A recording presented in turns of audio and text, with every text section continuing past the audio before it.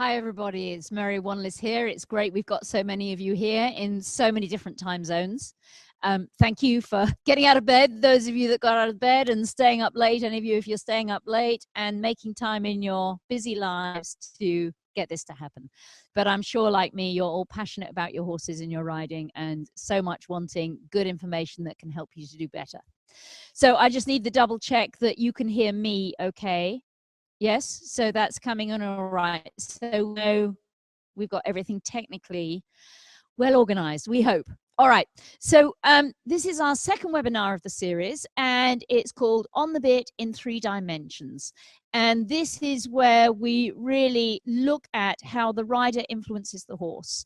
And our 3 dimensions are up, down, back, front, and side, side. And we're on top of the horse as a load, as weight placed on top of his back. And basically, we cannot not influence. The horse is reading our body and our presence, whether we know that or not. He knows how solidly in place we are, where our weight is relative to his center of gravity, how our weight is affecting the carriage and movement of the body, how wiggly and jiggly we are, how off to one side we are, how shovey and pushy we are. And within all of that, he's inevitably responding both emotionally, mentally, and physically. And we can't turn that off. You know, the really skilled or talented riders have worked out how to use this interaction to their advantage.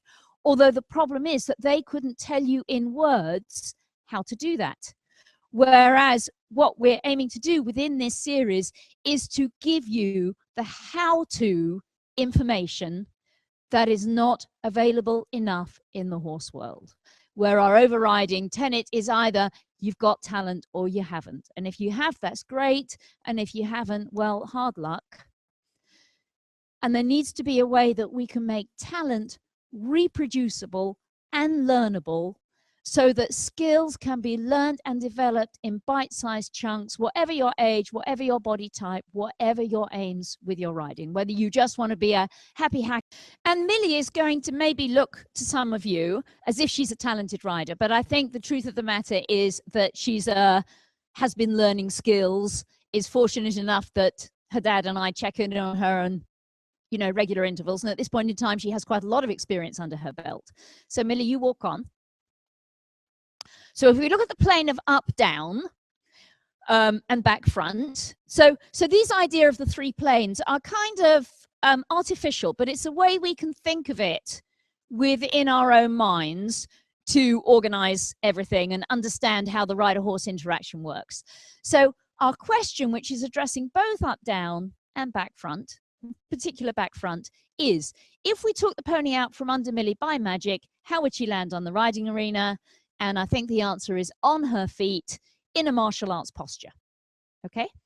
And when we look at her torso, she's vertical. She's a good box. The length of her front matches the length of her back.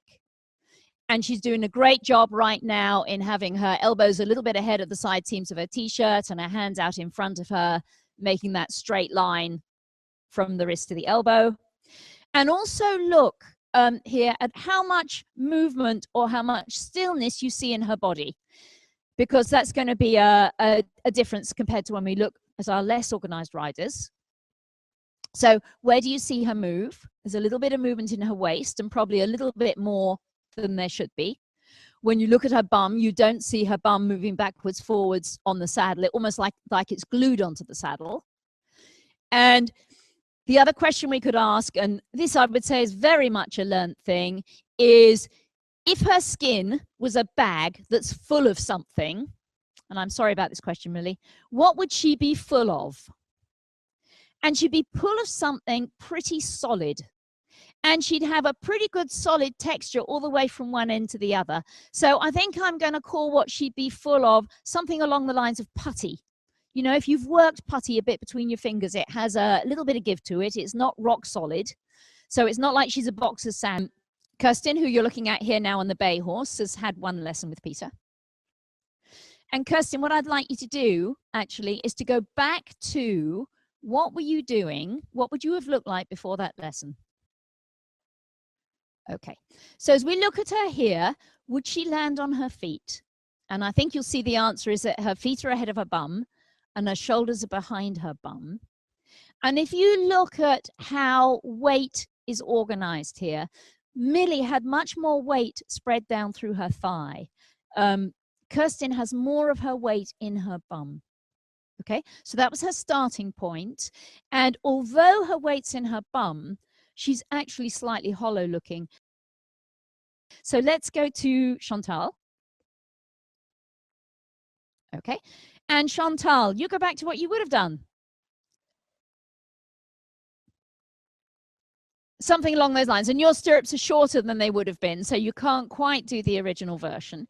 So here she's pushing down into her feet and pushing her heel down and stretching her leg down, as so many people think they should do. And it's her attempt to go heels down, stretch your leg down, that is losing for her the shoulder, hip, heel line where she'd land on her feet. Okay?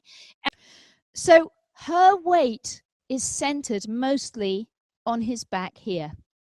And when the horse hollows his back, I call that hollow the man trap. And that hollow happens under the top of the rider's thigh here and her bum. So this is the place where the horse hollows. Here's Kirsten's thigh. Now she has her stirrups the right length, which is that we want her thigh bone where my arm is. On her, it's the seam line of her breeches, pretty much is her thigh bone. We want that thigh bone at about 45 degrees. Okay, so right now, the tendency is that if here's her knee, here's her thigh, here's her upper body stacked up here, here's the hollow of the horse's back. And she would go foot forward, knee up, weight on your butt in a way that tends to squash the horse's back down. Okay, so her weight is taken predominantly on her bum, and it's probably worse on her right side than her left. And that would tend to squash the horse's back down, however much she might know, actually, that the idea of on the bit is better said by the seeking reflexes and is about his back coming up so his head and neck can reach away.